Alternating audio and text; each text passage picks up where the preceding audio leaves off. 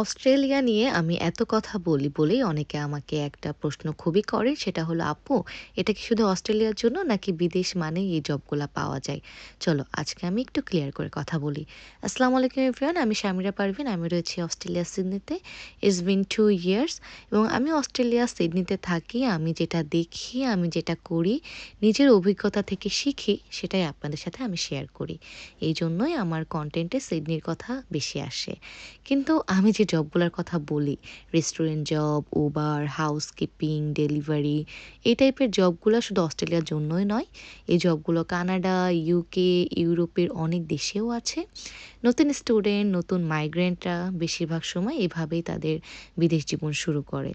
কিন্তু এখানে একটা বড় কিন্তু আছে।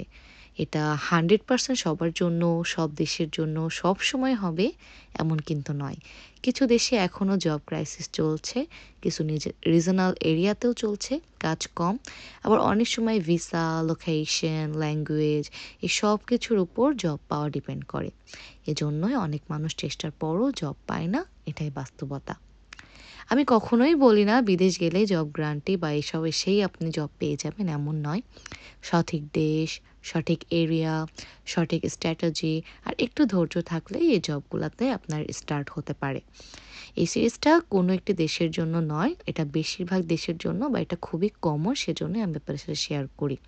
এটা বাস্তবতা বোঝানোর জন্য যে আসলে বেশিরভাগ সময়েই এই জিনিসটা হয়।